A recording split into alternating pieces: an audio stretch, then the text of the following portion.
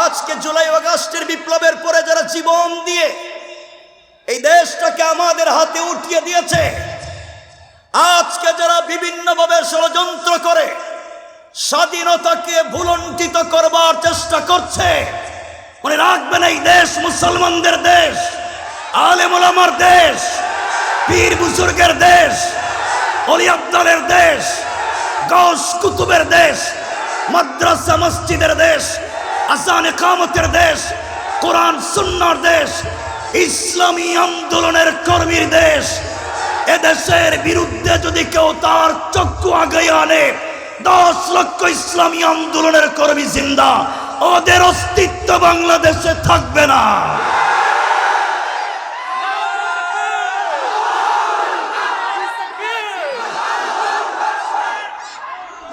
মনে রাখবেন মুসলমানেরা, সোনা মুসলমানেরা,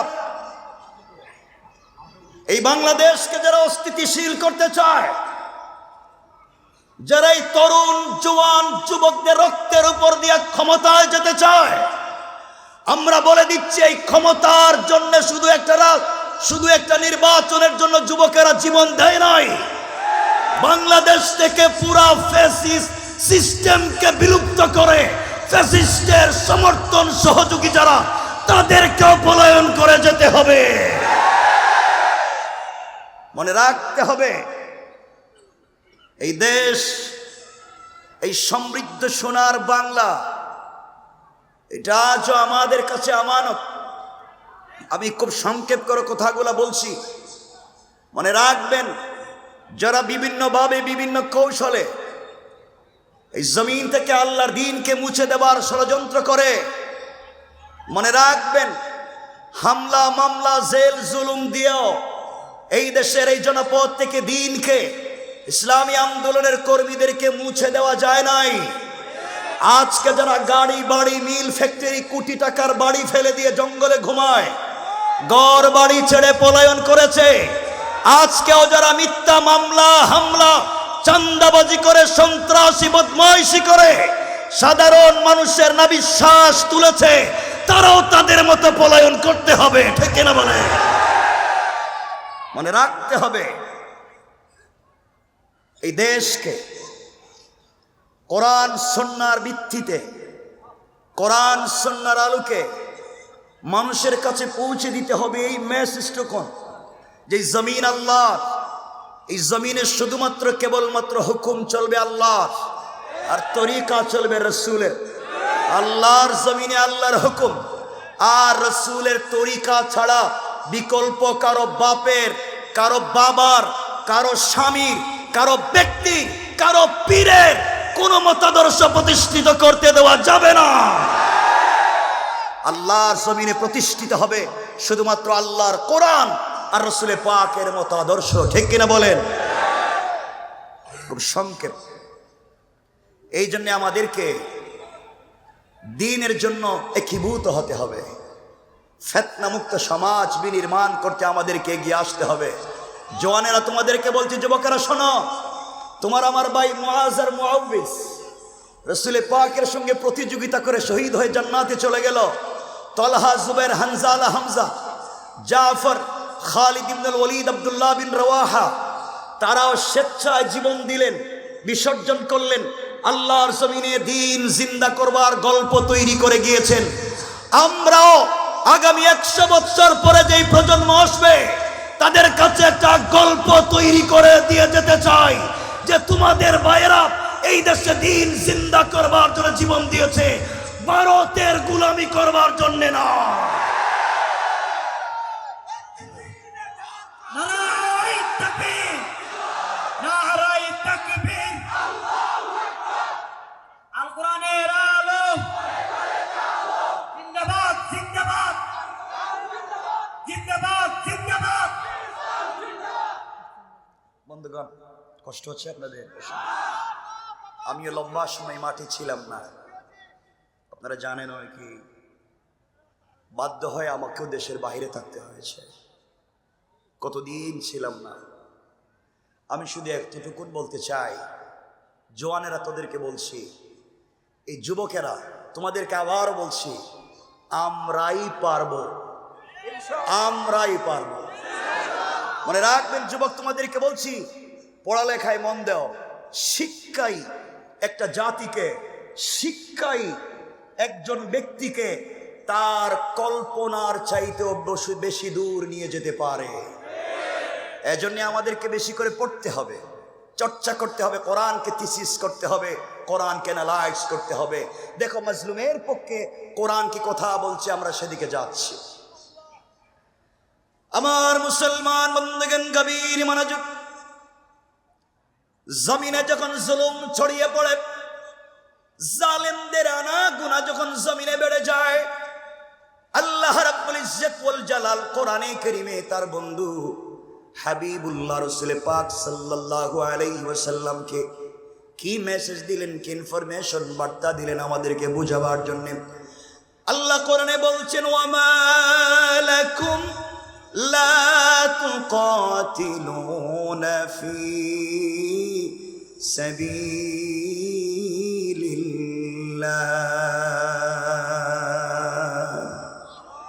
আল্লাহ রাব্বুল ইজ্জত ওয়াল জালাল বলছেন, মুসলমানেরা তোমাদের কি হয়েছে? আল্লাহ বলেন, তোমাদের কি হয়েছে? তোমরা কেন যুদ্ধ করো না? তোমরা কেন কিতাল করো না? তোমরা কেন প্রতিবাদ করো না? তোমরা কেন প্রতিরোধ গড়ে তুলো না? তোমরা কেন ঐক্যবদ্ধ হও না? ওই সমস্ত মানুষের পক্ষে যারা বলে ওয়াল মুস্তাদআফিনা মিনার রিজালি ওয়ান নিসাই ওয়াল উইলদান। যেই দেশের বৃদ্ধ বৃদ্ধা, যেই দেশের নারী, যেই দেশের ছোট ছোট বাচ্চারা জালেমের শিকার হয়, জুলুমের শিকার হয়, জালেমের জুলমে আক্রান্ত হয়, আল্লাহর কাছে চিৎকার করে বলছে, যেই দেশের মাজলুমেরা, যেই দেশের বৃদ্ধ বৃদ্ধারা, যেই দেশের ছোট ছোট বাচ্চারা আল্লাহর কাছে ডাক দিয়ে বলছে, আল্লাহ আল্লাযীনা ইয়াকুলুনা রব্বানা আখরিজনা মিন হাযিহিল কারয়াতিজ যালিমি আহলুহা। হে আমাদের রব, রব্বানা, হে আমাদের পালন কর্তা, আখরিজনা, আমাদেরকে বের করে নিয়ে আসো, মিন হাযিহিল কারয়াতিজ যালিমি আহলুহা, যে এলাকার মানুষ জালেম, যেই শহরের মানুষ জালেম, যেই জনপদের মানুষ জালেম, চৌকিদারের টেবিল থেকে নিয়ে পার্লামেন্ট পর্যন্ত জালেমেরা ভরে যায়, যেখানে চৌকিদারের টেবিল থেকে নিয়ে প্রাইম মিনিস্টারের টেবিল পর্যন্ত জুলমে ভরা, দুর্নীতিতে ভরা। আয় আল্লাহ, এই দেশে আমরা কোরআনের কথা বলতে পারি না। আয় আল্লাহ, আমরা তোমার দ্বীনের আওয়াজ বুলন্দ করতে পারি না। আয় আল্লাহ তাআলা, তোমার রাসূলের তরিকার কথা সমাজে বলতে পারি না। আমাদেরকে নির্যাতন করা হয়, আমাদেরকে গুম করে ফেলে দেওয়া হয়, দুনিয়ার জমিন থেকে আমাদেরকে তুলে দেওয়া হয়। আয় আল্লাহ তাআলা, আমাদের বাচ্চাদেরকে কিডন্যাপ করা হয়, আমাদের সন্তানদেরকে গুলি করে প্রতিবন্ধী বানিয়ে দেওয়া হয়। আয় আল্লাহ, ওই দেশে থাকতে পারবো না, আমাদেরকে ওখান থেকে নিয়ে যাও। আর জালেমের রাজ্যে আমাদেরকে যদি মাজলুম বানিয়ে তুমি রাখতে হয়, তোমার কাছে দুই জিনিস চাইলাম। এক নাম্বার, ওয়াজআল লানা মিন লাদুনকা ওয়ালিয়া।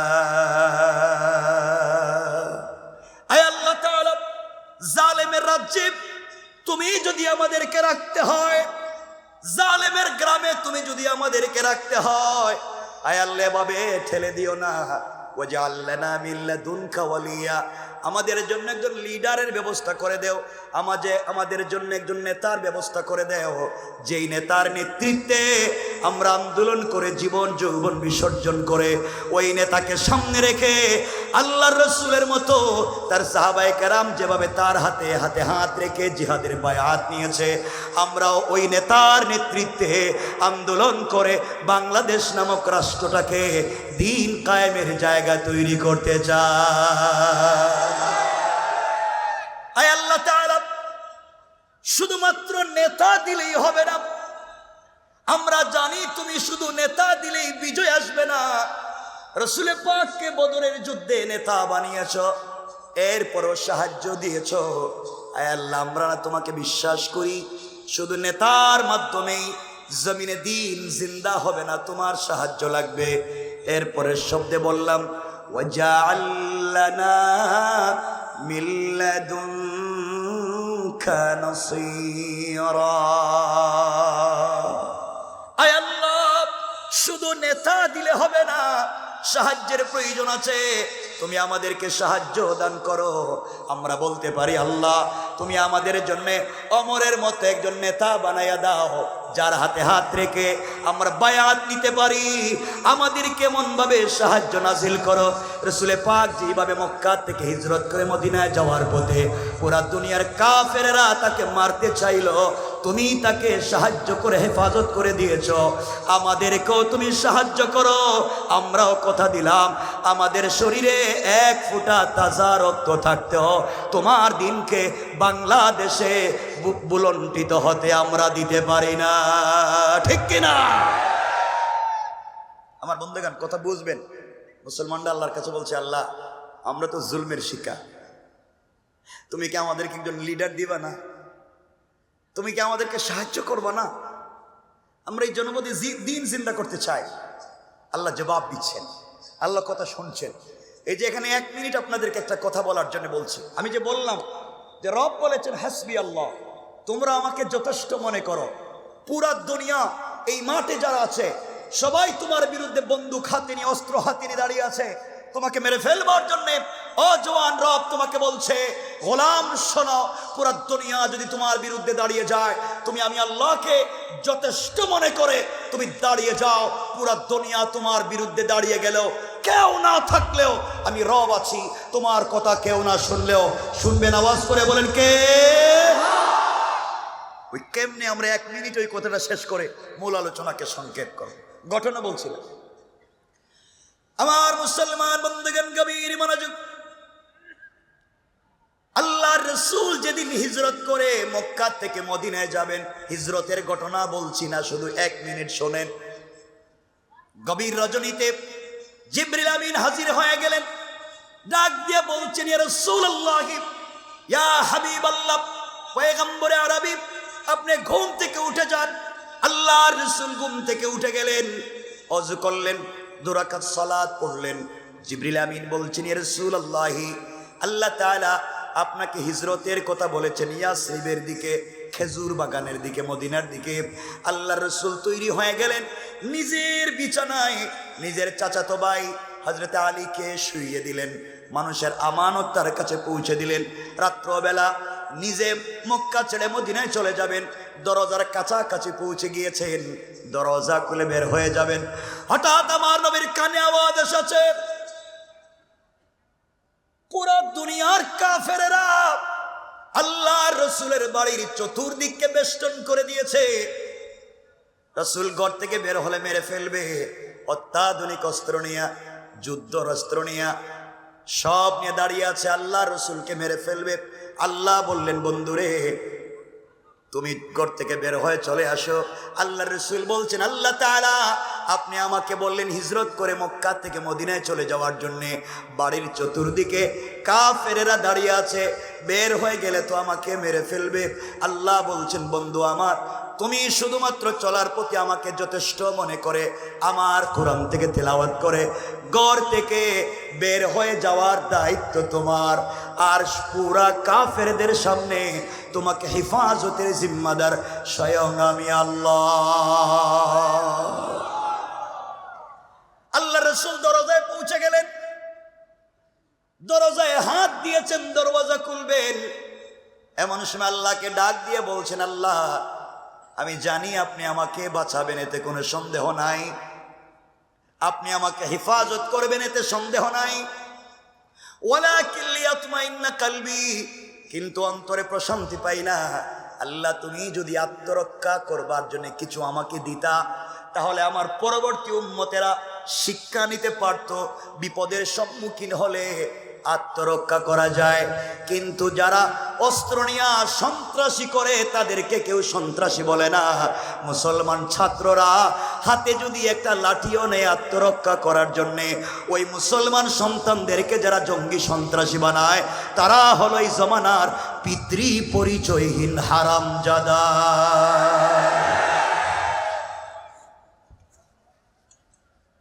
আমার মুসলমান বন্ধুগণ, কথাগুলা দিল দিয়া শোনেন। আল্লাহ বলছেন, বন্ধুরে কথা দিয়েছি তোমাকে হেফাজত করব গোটা দুনিয়ার সামনে, এরপরে তুমি আমাকে বলছো আত্মরক্ষার ব্যবস্থা করে দিতে। বন্ধু, হাতের মধ্যে কিছু কঙ্কর নিতে পারো, হাতের মধ্যে কিছু বালি নিতে পারো, হাতের মধ্যে কিছু পাথর নিতে পারো, আমাকে যথেষ্ট মনে করে কোরআন থেকে এখানে একটা ফু দিয়া সামনের দিকে নিক্ষেপ করতে পারো, কেউ তোমাকে দেখবে না। আল্লাহ রসুল মুস্কি হেসে বলছেন, আল্লাহ তাআলা আমাকে আপনি বললেন ওদের হাতে অত্যাধুনিক অস্ত্র, ওরা ট্যাঙ্ক নিয়ে নেমে যায়, আমাদের ছাত্ররা রাস্তায় নামছে খালি হাতে, ওরা ইচ্ছা মতো পাখির মতো গুলি করেছে। মনে রাখবেন এই দিন তো শেষ হয়ে গেল, দুনিয়ায়ও আজকে কিয়ামতের আগ পর্যন্ত জবাবদিহি করতে হবে আল্লাহর আদালতে। আল্লাহর সামনে তোমাদেরকে আসামি বানাই আমরা বিচার দিলাম, কোন ঠিক কিনা?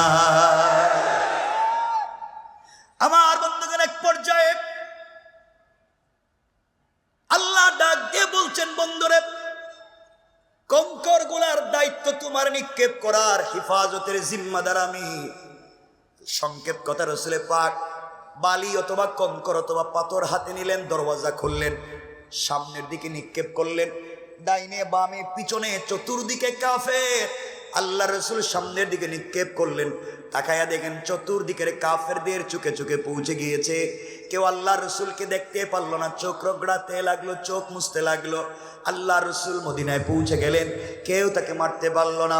একদিন সুযোগ বুঝে আল্লাহ বলছেন, বন্ধুরে ওই দিন তুমি কেমনে মক্কা থেকে মদিনায় গিয়েছো, গোটা দুনিয়ার কাফেরেরা তোমার ঘরকে বেষ্টন করেছিল তোমাকে মেরে ফেলবার জন্যে, কিন্তু সবার চোখের সামনে চলে গেলাম, কেউ তোমাকে দেখলো না, অত্যাধুনিক অস্ত্র থাকবার পরেও কেউ তোমাকে মারতে পারলো না। কারণ কি?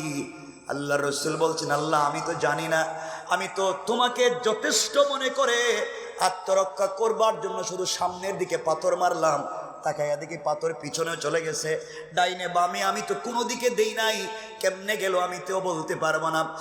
আমার আল্লাহ জবাব দিলেন, বন্ধু শোনা, ওয়ামা রমাইতা ইয রমাইতা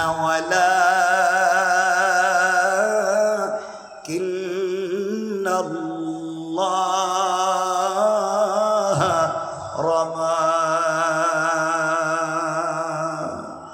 আল্লাহ বলছেন, বন্ধুরে তুমি যখন আমার উপরে ভরসা করে সামনের দিকে পাথরগুলো নিক্ষেপ করেছিলা, ওটা তোমার হাত থাকে নাই, ওটা আমি আল্লাহর কুদরতের হাত হয়ে গিয়েছে, আর আমার হাত দিয়া সকল কাফেরদের চোখে চোখে পৌঁছে দিয়েছি। আল্লাহু আকবার। আল্লাহ পাক বলছেন, তোমরা আমার উপরে ভরসা করো। আমরা ভরসা করব কার উপরে? আওয়াজ করে বলেন, কার উপরে? এক কথা যদি বিশ্বাস থাকে, যুবকেরা খুব বেশি কথা বলছি না, এক কথার যদি বিশ্বাস থাকে তাহলে তোমাদেরকে বলছি, যারা এই দেশকে আবার অস্থিতিশীল করতে চায়, যারা বাংলাদেশের মানুষকে আমরা চিকিৎসা দিতে পারবো না, আমরা তাদেরকে আমাদের দেশে আসতে দিব না, বাংলাদেশের কনসুলেটকে জ্বালিয়ে দিবে, আঘাত করবে, আমরা মনে করছি মুসলমানেরা শোনো, আমরা গরুর প্রস্রাব খাই না, আমরা দুধ পান করে বড় হয়েছি, আমরা সমৃদ্ধশালী জাতি, আমাদের বিরুদ্ধে যদি কেউ দাঁড়িয়ে যায় তাদের অস্তিত্ব এই সমাজে থাকবে না, থাকবে না, থাকবে না, ঠিক কিনা বলে?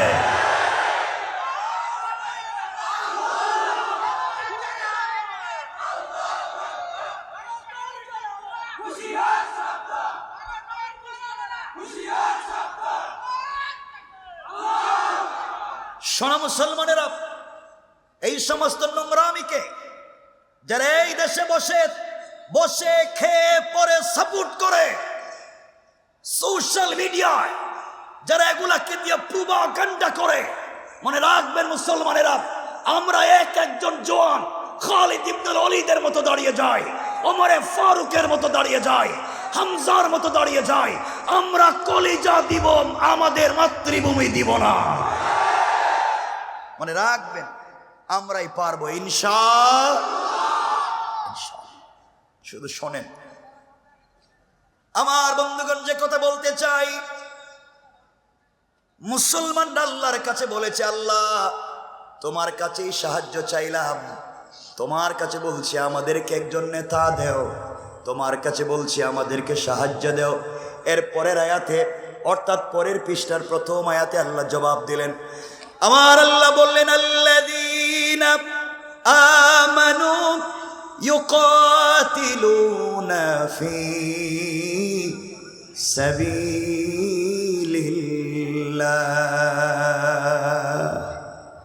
আল্লাহ রাব্বুল ইজ্জত ওয়াল জালাল বলছেন, মুসলমানেরা তোমাদের চিন্তার কোনো কারণ নাই।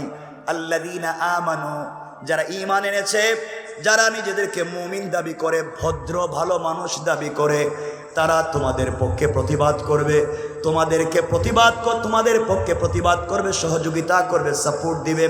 আর যদি দেখো মুমিন দাবি করার পরেও, দাড়ি জুব্বা পাঞ্জাবি পাগড়ি থাকার পরেও মাজলুমের পক্ষে দাঁড়ায় না, আল্লাহ বলছেন কারা? ওয়াল্লাযীনা কাফারু ইউকাতিলুনা ফি সাবিলিত তাগুত। আল্লাহ রাব্বুল ইজ্জত ওয়াল জালাল বললেন, এত কিছুর পরেও যারা মাজলুমের পক্ষে দাঁড়ায় না, নামাজ ঠিক আছে, দাড়ি ঠিক আছে, জুব্বা ঠিক আছে, পাঞ্জাবি ঠিক আছে, তসবিহ ঠিক আছে, এত কিছুর পরেও যদি দেখো মাজলুমের পক্ষে দাঁড়ায় না, আল্লাহ বলছেন ওরা কারা? তোমরা শুনে রাখো, ওরাই হলো এই জামানার আব্দুল্লাহ ইবনে উবাই ইবনে সালুল। কোন ঠিক কিনা? মুসলমানরা আল্লাহর কাছে বলছে, আল্লাহ তাইলে আমরা এখন কি করব বলেন, কেমনে যুদ্ধ করব? আল্লাহ বললেন, শোনো, ফাকাতিলু আউলিয়া আশ-শাইতান। আল্লাহ বলেন, মুসলমানেরা যুদ্ধ করো, পৃথিবীতে বেশি দিন থাকবো না, সকলকেই চলে যেতে হবে, রবের কাছাকাছি আমাদেরকে দাঁড়াতে হবে। রব যদি আমাদেরকে জিজ্ঞাসা করে, তোমাকে হায়াত দিয়েছিলাম, তোমাকে চমৎকার একটা সোসাইটি দিয়েছিলাম, তুমি ওখানে দিন জিন্দা করতে পারলে না, দিনের দাওয়াত দিতে পারলে না, তোমরা কোনো জবাব দিতে পারছি না। আমার বন্ধুগণ, কথাকে সংক্ষেপ করে বলবার জন্য আমরা সামনের দিকে যাই। আল্লাহ পাক রব্বুল ইজ্জত ওয়াল জালাল বলছেন, ফাকাতিলু আউলিয়া আশ-শাইতান। ও মুসলমানেরা, তোমরা এই সমাজের শয়তানদের বিরুদ্ধে যুদ্ধ করো। আল্লাহ বলেন নাই তোমরা ইহুদি বৌদ্ধ খ্রিস্টান কাফেরের বিরুদ্ধে যুদ্ধ করো, ওই আয়াত বলেন নাই। আল্লাহ বলছেন, ফাকাতিলু, তোমরা যুদ্ধ করো, কেতাল করো, প্রতিবাদ করো, আউলিয়া আশ-শাইতান, শয়তানের ওলিদের বিরুদ্ধে, শয়তানের লিডারদের বিরুদ্ধে, যারা পর্দার আড়ালে থেকে শয়তানি দিয়ে এবং বুদ্ধি দিয়ে থাকে, যারা পলায়ন করেও বুদ্ধি দিয়ে থাকে। মনে রাখবে, শয়তানের লিডার কারা? শয়তানের লিডার তারা যারা এই সমাজে নিজেদেরকে মুসলমান দাবি করে, কাফেরদের পক্ষে যারা ওকালতি করে, জালেমদের পক্ষে যারা দাঁড়িয়ে যায়, মাজলুমের রক্ত নিয়ে যারা শয়তানি বদমাইশি করে, তারা হচ্ছে এই জামানার সবথেকে বড় আবু লাহাব আর আবু জাহাল।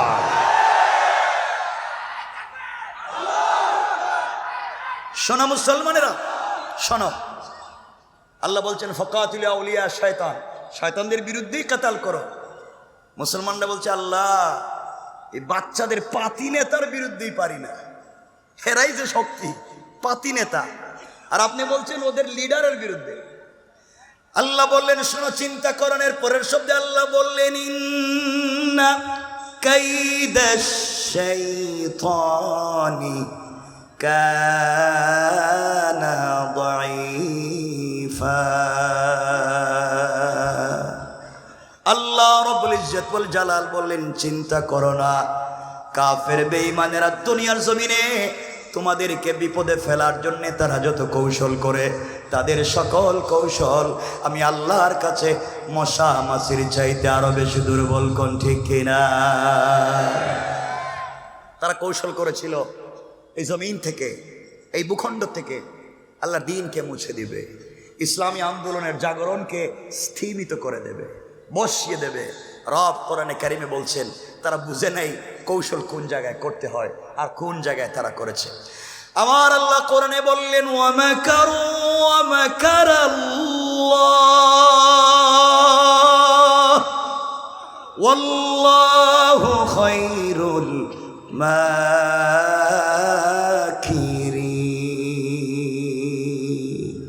আল্লাহ বলছে তারা কিসের কৌশল করছে তারা জানে না।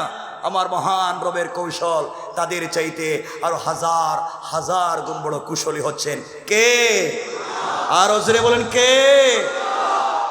আল্লাহ। সুতরাং এই জমিনকে সমৃদ্ধ করতে হলে, এই জমিনকে চমৎকার করতে হলে ফেন্সিডিল, ইয়াবা, সুদ, ঘুষ, শয়তানি নাফরমানি সকল সেক্টর থেকে, কোনো একটা টেবিল নয়, চৌকিদারের টেবিল থেকে নিয়ে প্রাইম মিনিস্টার, প্রেসিডেন্টের টেবিল পর্যন্ত সকল দুর্নীতিমুক্ত একটা সমাজ এবং রাষ্ট্র ব্যবস্থাই যদি গড়ে তুলতে হয়, লাগবে একমাত্র কেবলমাত্র আল কোরআন। কি লাগবে? আল কোরআন যদি এই সমাজে প্রতিষ্ঠিত হয়ে যায়, শুধু মানুষ নয়, সকল সৃষ্টি জীব তার অধিকার ফিরে পাবে। কথা বলছেন না কেন? এই জন্য আমরা ফিতনা করব না। মনে রাখবেন, আমার কথা রাগ করতেছেন? শুধুমাত্র নামাজ পড়লাম, শুধুমাত্র কালিমা পড়লাম, এই পরিচয় দিয়ে আপনি আমি জান্নাতে যেতে পারবো না। কালিমা পড়লাম, এই পরিচয় দিয়ে জান্নাতে যেতে পারবো না। কথাগুলো বুঝবেন। যারা ইউনিভার্সিটিতে পড়ছেন অথবা যারা ইউনিভার্সিটিতে পড়েছেন, আপনারা জানেন ইসলামিক স্টাডিজ একটা বিভাগ আছে না? ওখানে মুসলমান সন্তানদের পাশাপাশি, মুসলমান ছেলে মেয়েদের পাশাপাশি অনেক হিন্দু, বৌদ্ধ, ইহুদি, খ্রিস্টান, ভিন্ন ধর্মের মানুষও পড়ালেখা করে। কথা বলেন না কেন? তারা কোরআন থিসিস করে, কোরআন অ্যানালাইজ করে, কোরআন গবেষণা করে, ট্রিপল MA করে, MPhil করে, PhD ডিগ্রি নেয়, ডক্টর হয়। আমি জানতে চাই, যারা কোরআন সুন্নাহ গবেষণা করে ডক্টরের ডিগ্রি নেয়, তারা কম জানে? বললেন কম জানে? তারা কম বুঝে? তারা কম পড়েছে? তাহলে কোরআনিক সায়েন্সে অথবা ইসলামিক স্টাডিজে পড়ে যে হিন্দু, বৌদ্ধ ভাই বোন ডক্টরের ডিগ্রি নিল, তারা মুসলিম? বললেন না তারা মুসলিম? তারা জানতো না? কথা বলেন, জানতো না? তারা পড়ে নাই? তারা বুঝে নাই? তারা কোরআন গবেষণা করছে, জানছে, বুঝছে, পড়ছে, সব ঠিক, কিন্তু তাদের জানবার, বুঝবার, পড়বার সাথে নাই আল্লাহর তাওহীদ আর নাই রাসূলের রিসালাত।